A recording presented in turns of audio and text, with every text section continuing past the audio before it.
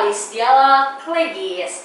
Jadi gimana nih teman-teman semuanya? Apa kabarnya? Semoga kalian tetap dalam keadaan yang sehat dan selalu semangat dalam beraktivitas. Sebelumnya perkenalkan, nama aku Dinda. Di sini aku selaku atau sebagai sebagai moderator dalam podcast ini, yang mana podcast ini tuh bakal mengundang narasumber hebat kita gitu. Nah, di episode kali ini itu kita bakal ngebahas tentang Jakarta, yang mana Jakarta itu nggak hanya seputar gedung-gedung tinggi atau macet aja ya, tetapi Jakarta itu juga memiliki sosok-sosok muda berbakat yang selalu berusaha memberikan yang terbaik untuk kotanya. Dan salah satu dari mereka ini adalah tamu kita pada hari ini, yaitu Kak Bene. Oke, yang mana di sini Kak Bene itu merupakan seorang abang none DKI Jakarta tahun 2024. Pasti kalian semua sudah penasaran banget kan, gimana sih rasa jadi abang none dan sebagainya. Kalau gitu kita panggil aja Kak Bene. Yeay, oke guys, di sini sebelah kita udah ada Kak Bene. Makasih Kak Bene udah menyempatkan waktunya jauh-jauh dari Jakarta. By the way guys, Kak Bene tuh bener-bener baru banget sampai di Semarang loh gitu. Makasih banyak ya Kak. Sama-sama. Oke, mungkin bisa diceritain sedikit aja gitu sih Kak tentang diri Kak Bene di sini gitu. Apa sih, mungkin bisa kita mulai aja dari pertama mungkin motivasi kali ya Kak. Apa sih yang memotivasi Kak Bene untuk mengikuti ajang Abang None DKI Jakarta ini? Oke, jadi pertama perkenalkan, nama aku Benedikta Keisha. Aku mahasiswi semester 7 Fakultas Hukum Universitas Negeri Semarang. Aku ambil konsentrasi anak HTN. Wow. Siapa yang anak HTN? Kebetulan juga aku sekarang menjadi salah satu abang none dari Jakarta Pusat tahun 2024. Dan tadi pertanyaan gimana? Kita mulai dari motivasi sesuatu yang memotivasi Kak Bene untuk mengikuti ajang Abang None ini gitu. Oke, kalau ngomongin soal motivasi sih, jujurnya karena aku tuh kemarin lagi magang di Badan Riset Inovasi Nasional. Terus kemudian ada sebulan dari Badan Riset ke KKN-ku. Oke. Nah, terus akhirnya aku kepikiran ngapain nih aku kayak kegiatannya kosong, terus aku kayak gabut, terus aku ngapain ya. Terus akhirnya pas aku balik ke Semarang buat ngambil barang-barangku, terus aku ketemu sama teman aku, terus teman aku tuh orang Bekasi, terus dia ngasih tahu coba ikut Abang None, terus aku bilang oh iya boleh ya, terus aku iseng lah daftar. Tetapi dari sekian keisengan dan kegabutan aku setelah nyemplung di Abang None itu menjadi pelajaran terbesar di hidup aku selama 22 tahun ini. Wow, berarti kalau motivasi sendiri itu mungkin lebih kayak gak ada ya, dadakan gitu. Iya, kan? sebenarnya itu Dadakan dan menarik juga gitu. Oke. Mungkin apa sih Kak yang menarik dari program Abang None DKI Jakarta itu? Kalau program Abang None Jakarta itu program menariknya tuh banyak banget. Mulai dari masa karantinanya, itu aku karantina tuh 1,5 bulan. Terus beneran karantina dari jam 9 ke jam 9. Jadi 9 to 9, 9 pagi sampai 9 malam. Terus kalau untuk sesi materinya itu karantina itu banyak, ada mulai public speaking, terus ada speech, terus kita juga belajar catwalk, fashion, dan juga tata cara kayak table manner, cara duduk, cara berpakaian, cara ngobrol, bahkan cara merawat diri pun tuh kita diajarin, bener-bener kita disiapkan untuk menjadi sosoknya Jakarta gitu loh. Jadi kalau kamu ngeliat aku, kamu harus ngeliat kayak wih, Jakarta banget nih gitu. Jakarta abis. Jakarta habis. Oke. Berarti programnya menarik banget karena di sana tuh di karantina gitu ya Kak. Oke. Kalau gitu gimana sih? Berarti kan dari yang Kak Bene bilang tadi aja aktivitas tuh bisa dari jam 9 pagi sampai jam 9 malam lagi gitu. Tapi di sisi lain kan Kak Bene juga kuliah gitu ya Kak. Yeah. Nah, gimana sih cara Kak Bene itu membagi waktu antara aktivitas sebagai Abang None dan bolak-balik Semarang Jakarta kayak gitu tuh Kak? Kalau misalnya ngomongin soal karantina kemarin itu, aku kan kebetulan masih magang di Badan Riset. Oh iya betul. Puji Tuhannya supervisor aku tuh baik banget, dia ngizinin aku kayak full support. Ya udah kamu ikut Abang None aja, ya selamat lah pokoknya berjuang. Terus kan aku di Badan Riset itu adalah rekognisi dari semester 6. Jadi tuh aku mata kuliah hukum acara tuh aku sama sekali gak ikut, bahkan praktik pun aku gak ikut. Dan itu salah satu tips buat kalian yang mau menghindari praktik. Karena di sikapku A semuanya. Jadi buat yang mungkin dari berkas itulah bisa ikut Abang None. Iya, ikut Abang None, ikut Badan Riset. Nah kebetulan juga di badan riset ini, abis itu kan aku fokus di Abang None, udah lepas tuh aku dari badan riset, aku fokus ke Abang None. Nah untuk ngatur jam perkuliahannya, karena kan emang aku nggak ada kuliah, paling buat ngatur tugas-tugas aku di badan riset. Jadi kayak aku dari jam 9 sampai jam 9, terus misalnya aku baru sampai rumah tuh, biasa habis karantina tuh kita nggak langsung pulang, masih ada sesi mentoring dulu dari senior-senior Abang None. Nah habis sesi mentoring, biasa aku langsung pulang, itu aku di rumah itu ngerjain tugas dari badan riset. Aku di biro hukum dan kerjasama, jadi aku menganalisis semuanya. Nah aku analisis tuh maksimal sampai jam 2 pagi, terus habis itu aku tidur, bangun lagi tuh jam 7, terus itu siap-siap karena rumahku kan kebetulan Bogor ya. Kalau tuh warga Bogor, tapi ngambil Abang None Jakarta Pusat, dan kebetulan karantinanya tuh setiap hari di Wali Kota Jakarta Pusat. Kayak jarak dari rumahku tuh 48 kilo, jadi aku harus kayak bangunnya lebih awal buat ngindarin macetnya Jakarta. Wow, ya keren banget sih guys, buat ngatur waktu itu tuh bener-bener gak gampang, apalagi Iya. pas jalan tuh lumayan melelahkan juga nggak sih Kak? Kayak gitu. Terus menarik banget sih dari apa yang udah Kak Bene ceritain, dan ternyata aku baru dengar ternyata kalau mau daftar Abang None itu gak harus warga DKI Jakarta Iya, gitu ya, harus. kalau mendengar Kak Bene itu dari Bogor ya. Iya. Oke. Mungkin sekali aja kita senggol gitu Kak, gimana sih seleksinya atau persyaratannya kayak gitu. Kalau untuk seleksinya itu dibagi menjadi 2 audisi, 2 hari. Jadi audisi hari pertama itu pembukaan di Taman Ismail Marzuki, dibuka oleh Pak Wali Kota. Saat itu Wali Kota Jakarta Pusat masih Bapak Dani Sukma. Sekarang udah ganti, kami jadi Bapak Arifin. Waktu itu dibuka sama Bapak Dani Sukma dan dibuka sama kasudin-kasudin lain, yaitu utamanya kasudin dari Parekraf Jakarta Pusat, yaitu Bu Wiwi. Nah terus setelah dibuka di Taman Ismail Marzuki, itu aku langsung dibagi ke beberapa kelompok kayak chamber gitu. Yang pertama tuh kita ada perkenalan di depan semua juri, tapi kita kayak, jadi kita dibarisin nih, kayak aku waktu itu bersepuluh, terus kita maju satu, terus perkenalan diri. Nah kebetulan aku tuh kan ada bisa sedikit bahasa Mandarin, karena dulu dari TK SD kan aku bahasa Mandarin kan, jadi saat itu aku perkenalan pakai bahasa Mandarin. Gimana caranya aku tuh menarik perhatian juri, jadi juri langsung, oh anak ini nih yang bisa bahasa Mandarin. Nah abis perkenalan bahasa Mandarin, aku bahasa Inggris, baru bahasa Indonesia. Dan lucunya Abang None adalah, gue lucunya sih, gimana ya, Abang None itu sangat amat pakem dengan waktu. Jadi benar-benar strict banget. Kita dikasih waktu perkenalan tuh hanya 30 detik. Dan aku baru dikasih tahu kita harus perkenalan 30 detik tuh saat itu baru dibarisin 10. Jadi saat itu aku harus mikir cepat gimana caranya perkenalan aku dalam bahasa Mandarin, bahasa Inggris sama bahasa Indonesia dalam 30 detik. Akhirnya ya udah aku maju nih, udah selesai. Udah, terus aku balik lagi ke aulanya Taman Ismail. Habis di tempat itu kita ada sesi FGD. Nanti dikasih satu topik sama senior Abang None, kita saling memberikan ada pro kontra dan juga argumen dari satu kelompok chamber kita ini. Itu aja sih kalau buat hari pertama. Nah terus jadi ini agak panjang ya guys, ternyata nggak segampang itu.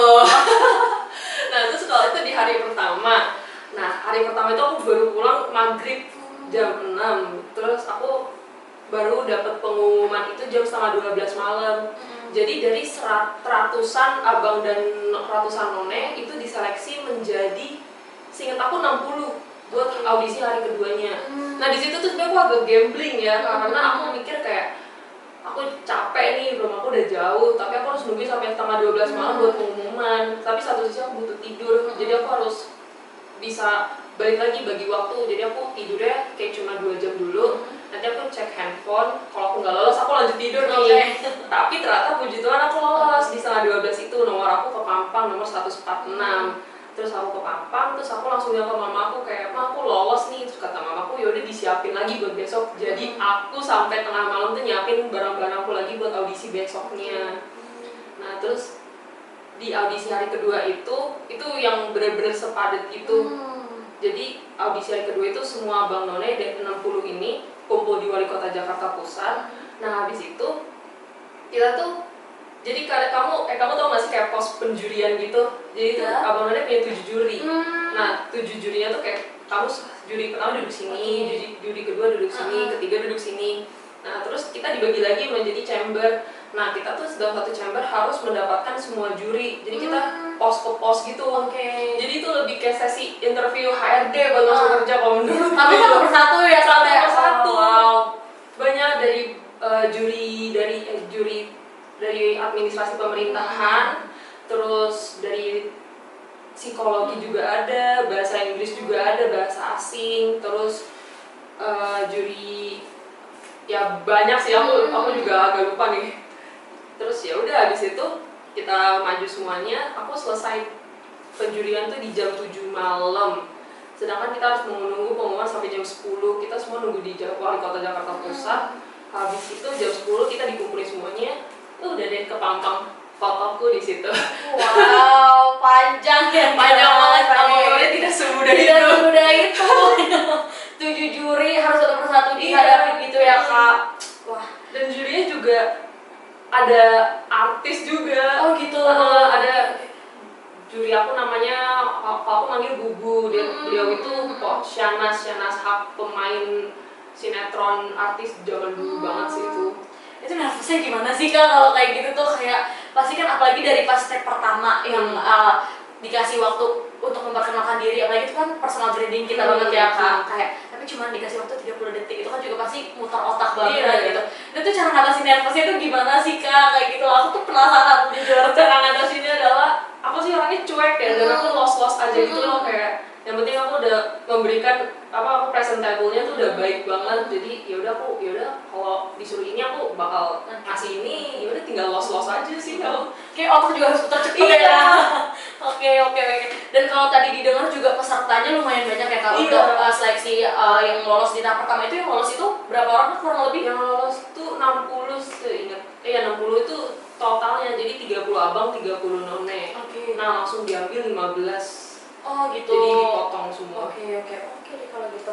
Nah, mungkin dari teman-teman juga penasaran, mungkin tadi sebenarnya udah disinggung sama KBN ya Kak. Tapi mungkin bisa dijelasin lebih detail lagi kayak kegiatan di Abang None itu ngapain aja gitu, dan mungkin bisa dijelasin juga ilmu apa aja yang KBN dapetin gitu di sana. Oh, kalau misalnya apa aja sih yang aku dapetin di Abang None yang tidak pernah aku dapatkan selama 22 tahun aku hidup ini adalah di Abang None itu aku sangat amat gak suka ngomong ya. Aku tuh benci banget public speaking sumpah. Bahkan aku dulu, kalau kalian tahu tuh, dulu aku anak BEM kan dulu di sini. Dulu tuh aku di bagian media, jadi aku selalu di balik layar. Baru kali ini aku di wawancara, biasa aku yang di belakang kamera. Biasa aku di belakang kamera, terus sekarang baru di wawancara. Jadi aku bener-bener gak suka ngomong. Terus aku lebih seneng dengerin aja. Nah terus kalau di Abang None itu aku dipaksa bagaimana caranya kita harus ngomong dengan cepat. Kalau di Abang None itu ada metode CAR. C-nya itu konteks, konten gitu. Jadi kita mau mikirin apa yang kita bawa, terus A-nya tuh action. Nah, dari apa yang kita mau bawa, kita tuh apa sih yang mau kita gerakin gitu. Nah, terus R-nya itu result. Jadi hasil dari yang kita pikirkan, kita bawakan itu apa. Jadi kita harus mikirin itu selama 30 detik, gimana caranya kita membawa diri kita, personal branding kita tuh dalam metode itu. Jadi mantap lah Bang None ini. Jadi kegiatannya itu juga selalu bermanfaat ya Kak. Jadi kayak dari public speaking dan sebagainya, kayak KKB ini yang tadi di balik layar, jadi sekarang tuh jauh lebih pede nggak sih Kak? Lebih kayak comfort gitu kalau di depan kamera. Oke. Nah kalau kita ngomongin kegiatan itu juga kan pasti nggak jauh-jauh dari yang namanya transportasi ya kan Kak. Nah kalau selama jadi Abang None itu tuh untuk transportasi itu apakah difasilitasi atau gimana Kak? Kalau untuk selama karantina itu enggak sih, kita benar-benar pure dari uang kita sendiri. Tapi ya manfaatkan transportasi umum aja sih. Oke. Berarti tetap memanfaatkan transportasi umum biar nggak boncos ya. Iya, biar nggak boncos karena udah macet bensin tol. Nah itu udah nggak usah. Nah oke, mungkin kita lanjut ya Kak ke kalau sebagai Abang None itu sertifikasinya gimana sih Kak yang kita dapatkan itu kan sertifikasi sebagai Abang None atau bagaimana sih Kak gitu?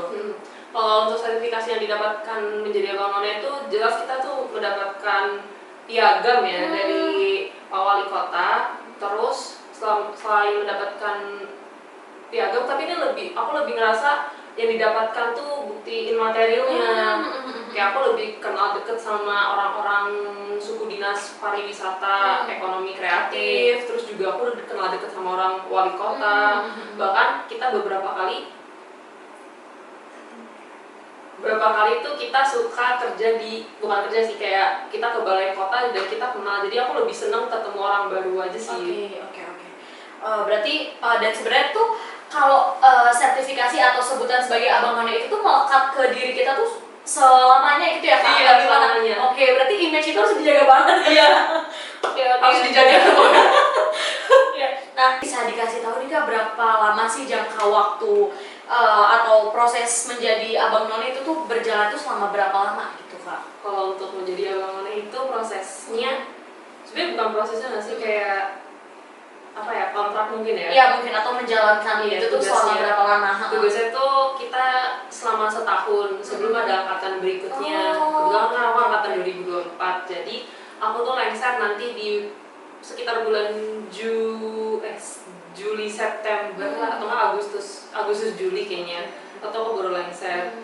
Tapi tidak memungkinkan juga kalau misalnya kita bakal dipanggil untuk penugasan di tahun itu juga. Jadi walaupun kita udah sebagai alumni pun kita tetap dipanggil. Bahkan pas karantina pun abang none yang senior pun kayak dari tahun 80, 90 tuh masih suka datang. Bahkan kita masih ya udah stay connected gitu lah. Oke. Berarti mungkin selanjutnya atau di tahun selanjutnya ketika udah nggak menjabat itu tetap menjadi senior abang none, atau tetap mungkin akan dapat panggilan dan sebagainya gitu ya Kak, atau penugasan dan sebagainya juga.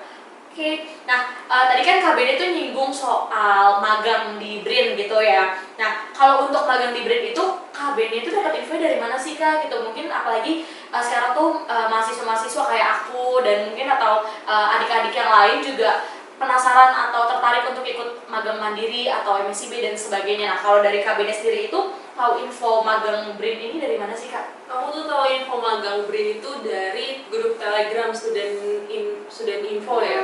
Student info itu dikabarin kalau misalnya ada program MBKM. Jadi itu MBKM berbeda sama MSIB ya. Kalau MSIB kan bener-bener yaudah pemerintah reach out ke kita, kita daftar sendiri, terus yaudah kita keterima sendiri. Tapi kalau MBKM yang BRIN ini tuh jadi fakultas tuh sebagai fasilitator juga untuk ke kita. Jadi kayak kemarin aku pendaftaran di BRIN itu lumayan mepet sebenarnya, jadi aku tahu infonya tanggal berapa tapi pendaftarannya tuh udah mepet. Jadi aku benar-benar harus ngejar-ngejar, dan itu aku tahu terus harus minta surat rekomendasi, tapi bukan dari WD tapi dari WR.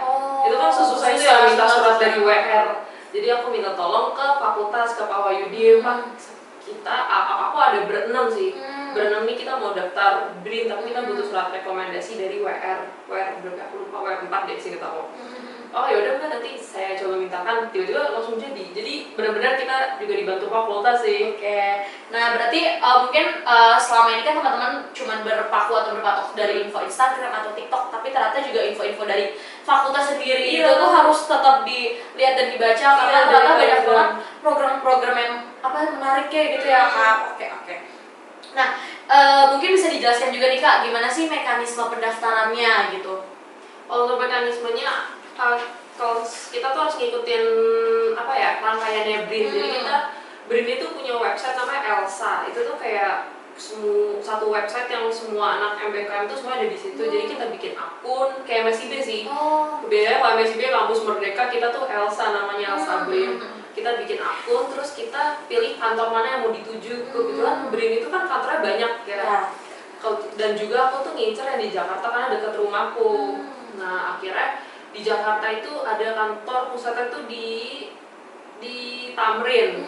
Itu kantor pusat kayak administrasi semua di situ, tapi dia nggak ada pusat riset, dia cuma ya udah administrasi aja di situ. Nah kalau untuk di luar Tamrin itu baru banyak ada pusat riset. Nah kebetulan aku daftarnya di Gatot Subroto karena nggak ke kota banget tapi nggak jauh banget, jadi aku pilih tengah-tengah tuh Gatot Subroto. Ya, jadi proses pendaftarannya itu juga lumayan rumit ya kalau kayak gitu ya Kak. Nah mungkin kita juga penasaran Kak, kalau magang gitu tuh komposisinya itu gimana sih Kak? Mungkin kalau kepanitiaan kayak divisi apa gitu ya. Nah kalau magang atau intern tuh biasanya kayak gimana sih Kak, dan KBD sendiri itu posisinya sebagai apa di intern gitu? Aku tuh magang nge-apply di Biro Hukum dan Kerjasama. Di Biro Hukum Kerjasama Badan Riset Inovasi Nasional kawasan 2 Gatot Subroto. Jadi itu kalau di Gatot Subroto itu khusus kawasan yang sosial humaniora, jadi organisasi risetnya di gimana ya? Kamu itu BEM gak sih? Aku nggak Jadi beda. kalau di BEM tuh kayak ada Kemenkoan eksternal, internal, Oke. sama Sosumpol Sosumpol kan. kan. Nah, eksternal, internal Sosumpol itu kan namanya Kemenkoan. Nah, kalau di BRIN itu namanya organisasi riset. Oh, oke. Nah, satu Kemenkoan ini kan punya anak menteri-menteri gitu ya. Nah, menteri-menterinya itu dinamain pusat riset. Oke. Nah, kebetulan aku tuh di organisasi riset sosial humaniora, dan pusat risetnya tuh ada banyak, mulai dari manuskrip, terus ekonomi, bahasa, agama, hukum pun ada. Cuma aku nggak ngambil pusat riset hukum, aku ngambil di bironya. Jadi kalau di BEM sekarang tuh ada biro media, jadi dia di atasnya Kemenkoan gitu lah. Oh, oke. Ya kita ngambil di bironya, aku nggak mau menjadi bawahan. Langsung ya kalau bisa atas kenapa di bawah? Iya, kalau bisa mau yang atas nggak terima juga, ngapain di bawah. Oh ya, KBD ini kan berarti tadi kan sempat nyebut KKN dan intern BRIN ini juga kan, karena aku tuh masih kurang paham seputar kayak timeline-nya itu tuh gimana sih Kak, antara kakak intern dan KKN itu tuh berbarengan Kak, atau ada jeda sebulan atau gimana? Coba tolong jelasin Kak. Gimana? Kan tahun ini tuh ada tahun pemilu pilkada ya, 2024 ini. Nah, sebenarnya tuh sependek pengetahuan aku ya, KKN tuh di tahun ini tuh lebih sedikit daripada tahun-tahun sebelumnya. Kayak tahun sebelumnya tuh anggaplah kayak ada 4 giat lah, atau enggak 3 giat. Kayak tahun ini tuh cuma ada 2 giat, karena katanya Pusbang dari teman-teman aku bilangnya Pusbang tuh menghindari kita anak KKN tuh dijadikan alat kampanye saat pilkada. Jadinya kemarin kalau nggak salah tuh tahun ini cuma ada 2 giat, dan semuanya tuh membludak di giat 9. Jadi itu bener-bener giat 9 tuh dimajuin. Aku tuh nggak tahu, tapi aku udah terlanjur daftar Abang None. Makanya aku bilang kenapa ini titik terberatku adalah aku tuh Abang None, terus juga aku ngasih magang di BRIN, terus juga aku KKN. Terus kan Pusbang itu strict banget soal perizinan. Perizinan tuh maksimal 12 atau 13 gitu. Lebih dari itu tuh nilai kamu 0. Oh ya, Terus aku gimana caranya? Aku tuh dari Abang None, jadi tuh Abang Nonenya masih jalan karantinanya sampai malam final. Tapi tuh KKN aku juga udah jalan. Jadi tuh aku gak mungkin dong bolak-balik. Terus aku gimana caranya mencari cara, gimana caranya aku bisa izin KKN. Nah, ditambah aku tuh saat itu aku tuh habis operasi hidung, karena hidung aku tuh bengkok. Jadi tuh aku 10 hari di rumah sakit. Jadi aku di 10 hari di rumah sakit itu ngurusin karantina Abang Noneku, terus ngurusin perizinan KKN sama ngurusin tugas di BRIN. Nah, perizinan KKN-nya itu gimana caranya adalah aku minta surat dispensasi ke Pusbang KKN sama BRIN dari Wali Kota Jakarta Pusat. Nah, terus aku memaksimalkan izinku dengan aku kontak DPL-ku. Kebetulan waktu itu DPL-ku Bu Ferry untungnya, dari FH juga. Oh, Ferry. Jadi aku PC Bu Ferry kayak itu, saya minta izin, minta pelonggaran. Maksudnya saya juga dia ini nih bawa nama FH UNES juga kan, karena emang bener-bener ternyata di Pampang Fakultas Hukum Universitas Negeri Semarang. Jadi aku bener-bener tolong please. Terus akhirnya kata Bu Ferry, oh iya boleh Mbak, tapi habis selesai karantina, selesai malam final, kamu kembali ke desa ya, ke KKN. Ya udah, terus aku menempati itu. Jadi aku kayak total izin ya, maksudnya kayak pas-pas banget tuh 13 itu. Tapi aku gak ikut pembekalan gitu. Nah, kalau gitu gimana nih sama kelompok KKN? Apakah ada sesuatu? Apakah baik-baik saja? Tentu tidak. Ya udah, tapi so far udah aman kan guys? Udah, aku udah menjelaskan, udah kita baikan juga. Okay. Kita berpisah dengan baik, selesai mendapatkan nilai dengan baik pun. Yeay, yang penting selesai. Oke, lanjut ya Kak. Berarti kalau misal kayak gitu kan lumayan padat ya Kak. Nah, cara Kakak bagi waktunya lagi nih Kak, gimana nih Kak?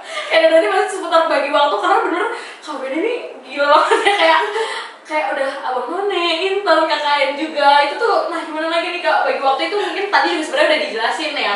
Nah, tapi kalau misal dari kakaknya sendiri tuh mungkin kita ambil titik ininya aja kali ya. Kayak Kakak tuh sempat ngerasa kayak gimana ya cara Kakak ngatasin capek Kakak gitu dengan semua waktu yang sepadat itu tuh gimana sih Kak cara ngatasin waktunya atau cara ngatasin capeknya atau mungkin bangkitin semangat diri sendiri juga kali ya gimana gitu di saat kayak udah bentrokan semua kayak gitu gimana Kak? Terus aku time management aku pasti nentuin skala prioritas kan. Nah kebetulan skala prioritas aku karena aku posisi lagi di Jakarta, jadi prioritas aku tuh Abang None.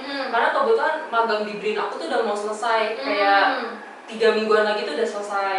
Terus akhirnya yaudah aku fokus di Abang None nih, yaudah KKN aku udah dapet izin, yaudah aku tinggalin. Terus aku di BRIN juga didukung, aku tinggalin tapi masih aku kerjain. Jadi aku fokus karantina sampai malam final.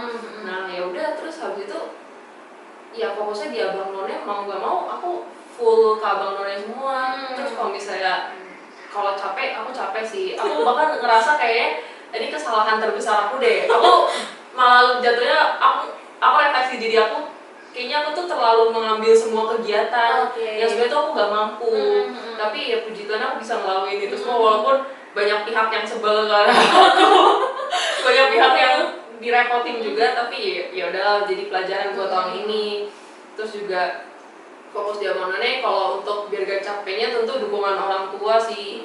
Terus juga teman-teman Abang None nih seru-seru gokil parah, gong banget, gong banget. Oke. Terus gimana nih Kak?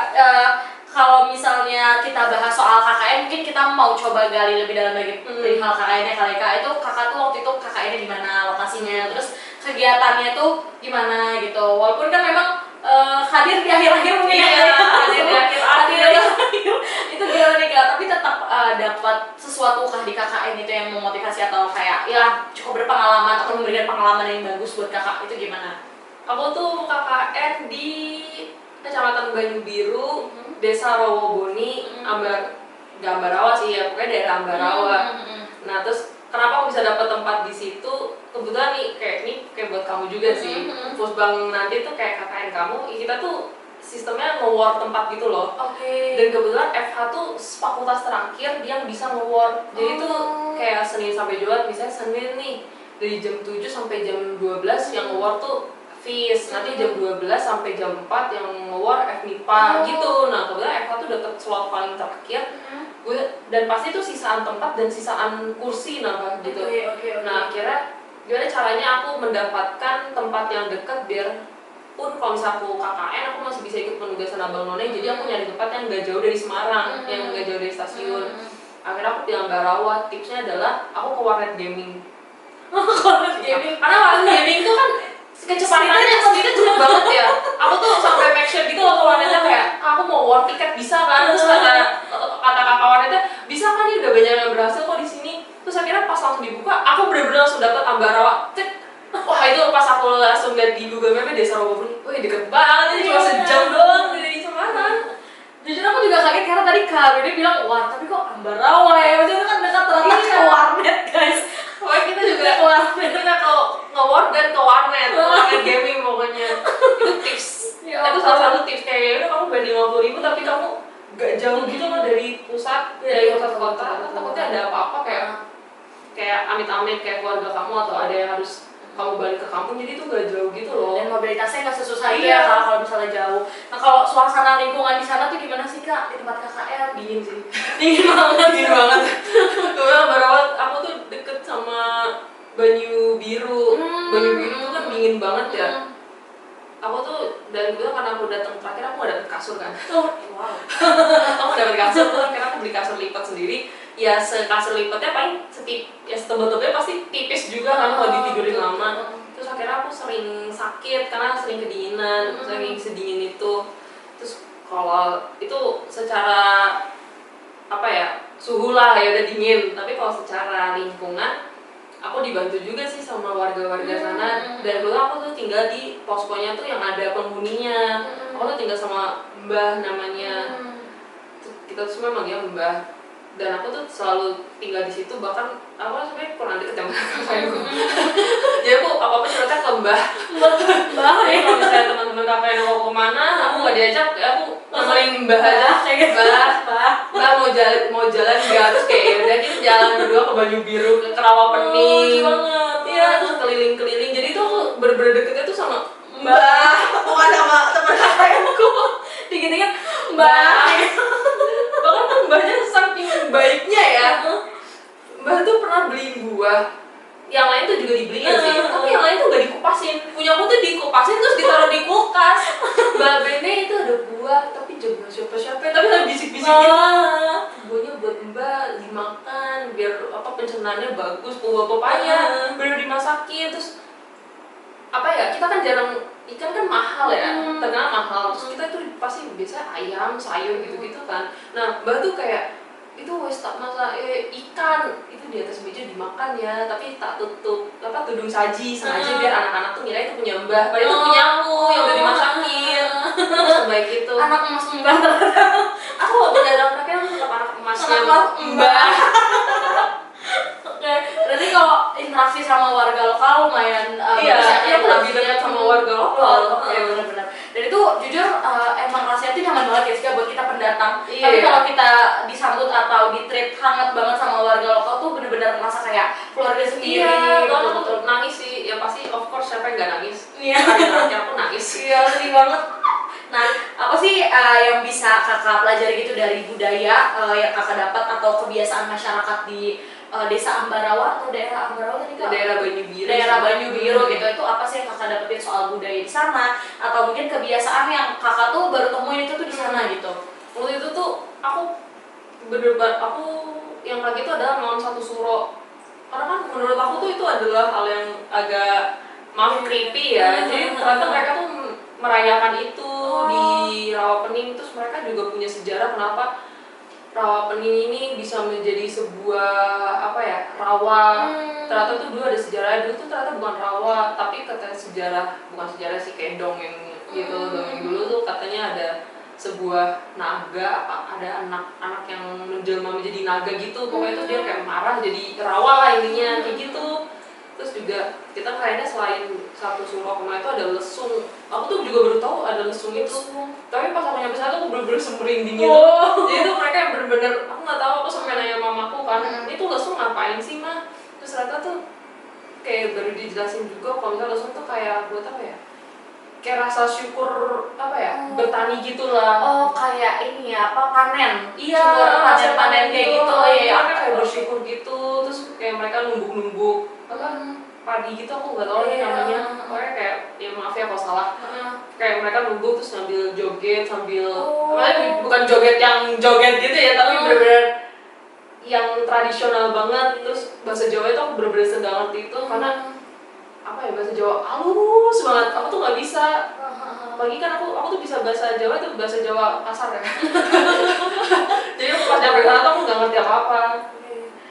Berarti kalau di sana itu satu suro itu diperingati ya, maksudnya cukup dirayakan. Iya, Kalau jujur aku pun di selama datang ke Jawa, ke tanah Jawa gitu ya, kayak satu suro tuh kayak ada rumornya kayak nggak boleh keluar. Iya, Iya, dan yang aku ngapin pun aku iya, kayak kita kan taunya itu ya. takut, takut Kayak gitu, ternyata mereka merayakan gitu, kayak apa, kayak ramean gitu per dusun, bukan per dusun, tapi semua dusun tuh ramean jalan, bawa obor, ngerayain gitu, nanti kumpulnya di Rawapening.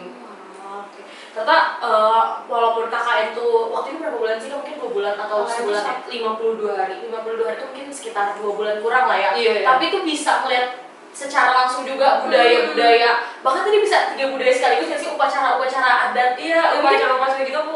Di sini kita juga belum tentu gampang untuk nemuin upacara-upacara adat kayak gitu ya Kak. Nah, itu kan seru banget ya guys. Seru banget. Tapi kalau kayak nontonin reok, pertama kali lagi nonton Itu reok. ada Jawa Timur gak sih Kak?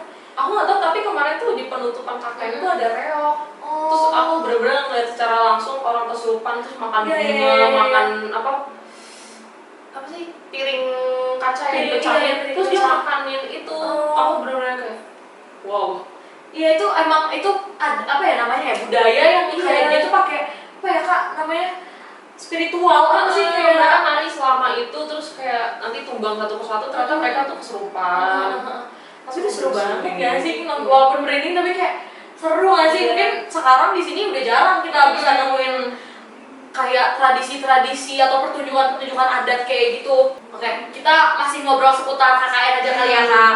mungkin tadi juga belum sempat nyinggung soal kebutuhan apa sih Kak yang harus dibawa apa ya untuk dipenuhi lah ke KKN. Apakah mungkin kayak kadang aku kalau ngeliat orang-orang berangkat KKN itu bisa bawa kipas, pakai pick up itu apa sih Kak yang harus dibawa atau dipenuhin gitu dan dipersiapkan?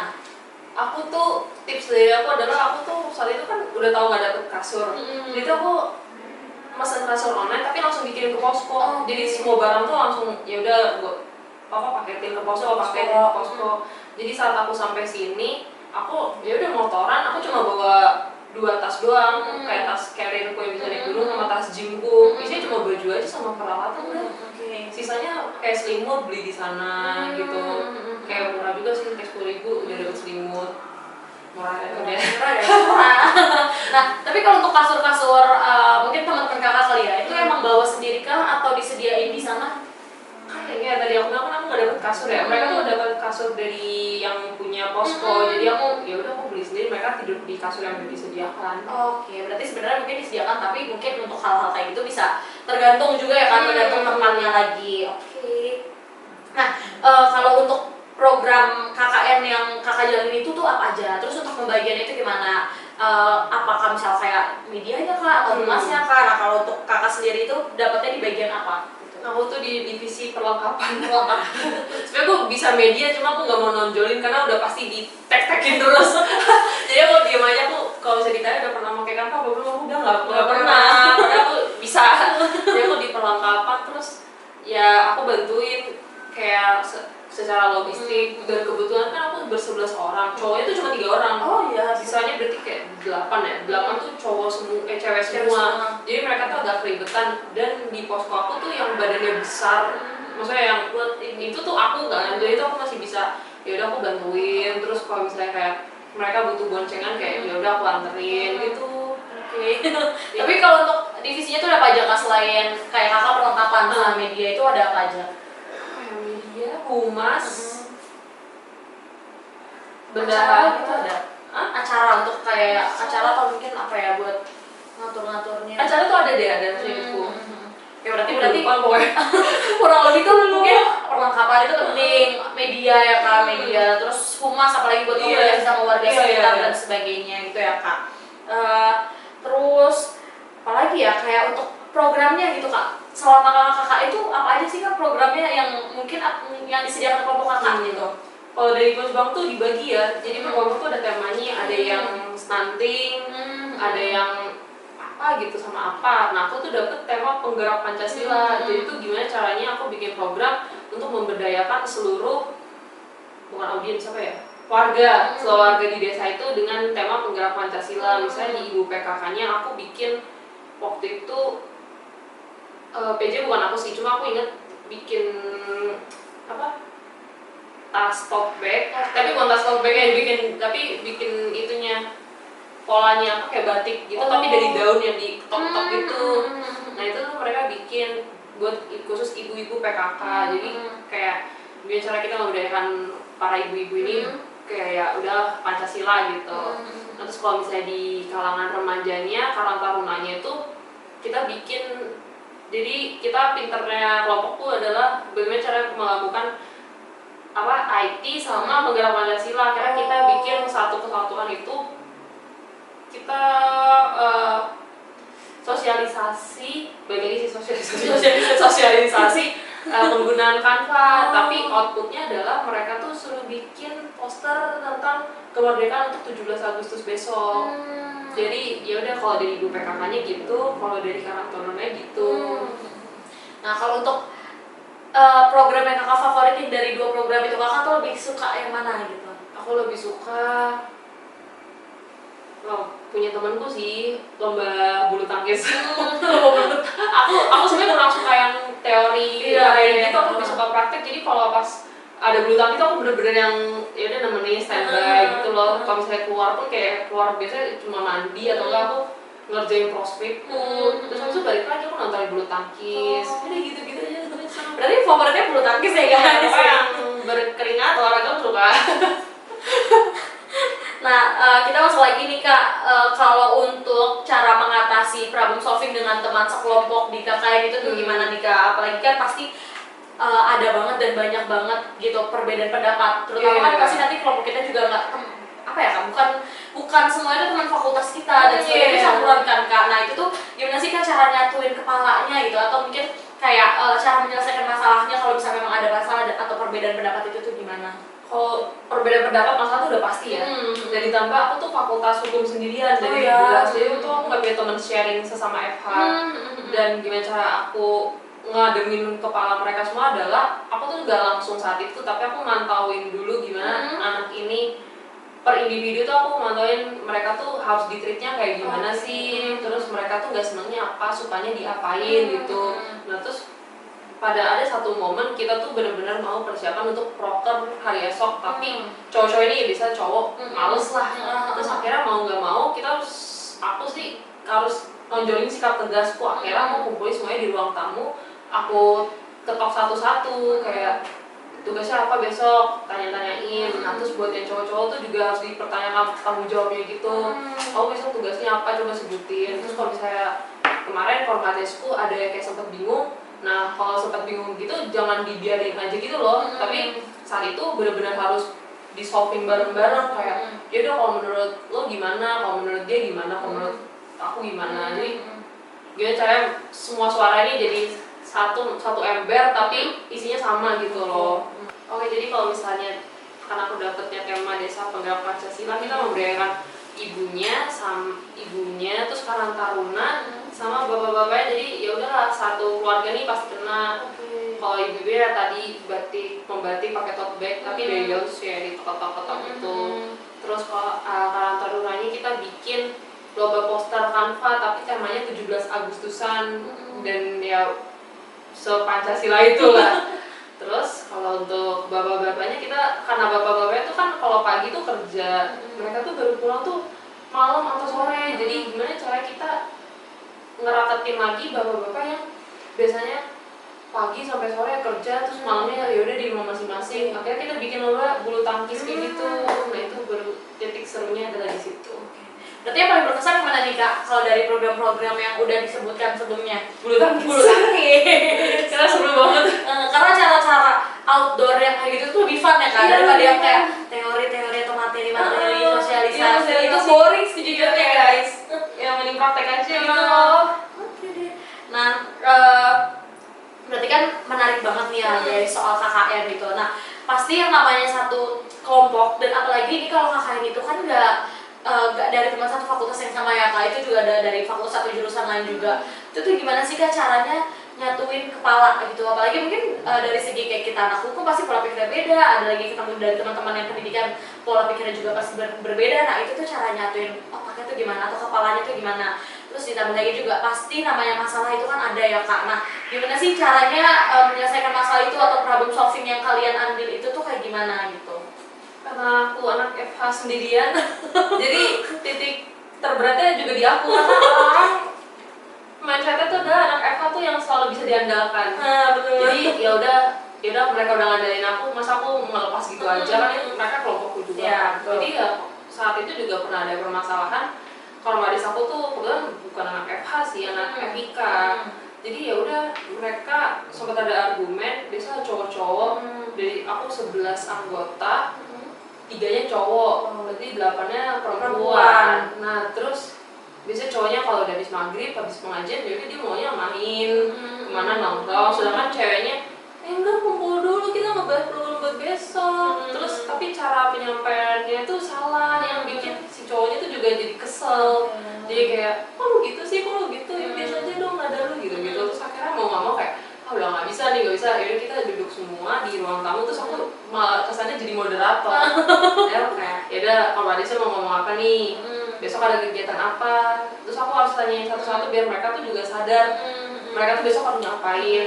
Terus kalau misalnya ada yang kurang, kayak kalau Mbak Disa kemarin salah, bukan salah ya, kayak kurang nyebutin. Nah yang perempuan ini juga ngoreksi kayak, enggak besok tuh ada ini juga. Jadi ya balik lagi gimana caranya mengambil semua suara terus dituang ke satu ember tapi isinya tetap sama gitu sih. Berarti kuncinya tuh diskusi ya Kak, dan kayak tetap dibutuhkan ketegasan guys gitu, kalau memang dibutuhkan gitu. Nah kalau untuk akomodasi selama KKN itu tuh gimana sih Kak untuk transportasinya ya? Mungkin kita tuh boleh bawa kendaraan Kak, bagaimana? Kalau kita bersyukurnya adalah kita masih boleh bawa kendaraan ya. Aku tuh bawa motor, tapi PR-nya adalah di sana tuh pom bensin agak lumayan jauh. Jadi gimana cara kita menghemat? Ya udah kalau misalnya mau keluar ya sedikit-sedikit aja gitu loh. Kalau yang nggak penting-penting banget jalan kaki aja dibiasain. Terus ya mostly kita motoran sih. Ya, Maksudnya motoran berarti untuk transportasi atau akomodasinya lebih ke motoran gitu ya Kak? Motoran. Oke.